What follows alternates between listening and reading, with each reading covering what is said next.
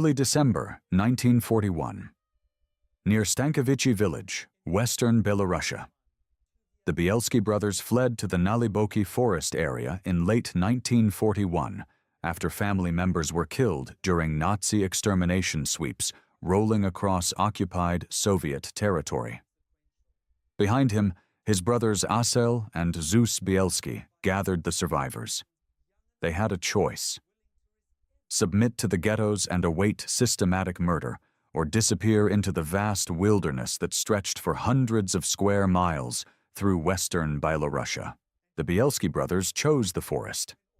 What they could not have imagined was that their family tragedy would spawn one of the most effective sabotage operations on the Eastern Front, a Jewish resistance network that would grow to over 1,000 fighters and systematically attack the rail infrastructure, keeping German armies supplied. The transformation from refugees to raiders began in mid-1942. Tuvia Bielski had spent months learning the rhythms of German supply convoys, studying their routes through the dense woodlands that provided perfect cover for ambush. General sabotage like supply trucks occurred, including attacks in coordination with unnamed Soviet fighters who had begun operating in the same territory. These attacks netted desperately needed weapons for the growing Bielski group. More than personal revenge, it marked the beginning of systematic resistance that would evolve into coordinated sabotage operations, targeting the rail lines that fed German forces across the Eastern Front. The scattered attacks of late 1942 gave way to organized warfare when the Bielski fighters affiliated loosely with Soviet partisans like General Platon's group, but resisted full absorption to maintain autonomy to protect Jewish refugees streaming into the forest camps. This integration transformed the Bielski operation from a family survival group into a military unit capable of coordinated infrastructure attacks. The Soviet command provided intelligence on German supply routes, ammunition for sustained operations, and most critically, coordination with other partisan groups for simultaneous strikes that could paralyze entire sectors of the German rear area. The rail lines threading through western Byelorussia carried more than supplies. They represented the arteries keeping Army Group Center alive as it faced mounting pressure from Soviet offensives. Every locomotive destroyed, every bridge blown, every rail line severed, forced the Germans to divert precious resources to repair and guard their vulnerable supply network. By spring 1944, the Bielski detachment had perfected the art of sabotage. Their knowledge of local terrain, combined with Soviet intelligence and growing numbers of fighters, created a nightmare for German logistics officers trying to maintain supply schedules through increasingly hostile territory. But the road attack was merely the visible portion of a broader sabotage campaign. From fall 1943 through summer 1944, as the Soviet Union prepared for Operation Bagration, the massive offensive that would destroy Army Group Center, partisan groups across western Byelorussia systematically attacked the rail infrastructure that German forces depended on for survival. General partisan rail sabotage occurred during this period.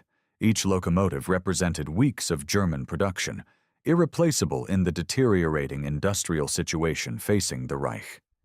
Each destroyed rail car meant supplies that would never reach the front. Each blown bridge forced lengthy detours through increasingly dangerous territory. If you're interested in more stories about how small groups of fighters disrupted major military operations, subscribe for our upcoming episode on how Norwegian commandos destroyed Nazi Germany's nuclear program with a handful of explosives. The timing of these sabotage operations proved critical. As Soviet forces prepared for Bagration in summer 1944, German commanders found themselves struggling to maintain supply lines through territory where every forest concealed potential attackers, every bridge might be mined, every rail line could be severed without warning.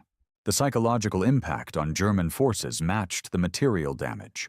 Soldiers who had conquered most of Europe now found themselves afraid to travel in small groups through territory they nominally controlled. Supply convoys required heavy escorts, that drained combat strength from front-line units. Rail schedules became meaningless as repeated attacks forced constant repairs and rerouting. By summer 1944, the Bielski group reached approximately 1,236 people, including non-fighters operating from bases deep in Naliboki Forest. The group that had begun as a family fleeing extermination had evolved into a military force capable of sustained operations against German infrastructure across western Byelorussia. The numbers told the story of successful resistance. The Bielski detachment included 1,236 people by liberation, making it one of the largest Jewish resistance groups in occupied Europe. More importantly, they had achieved their dual mission of saving lives while striking back at their oppressors through systematic sabotage of German supply lines.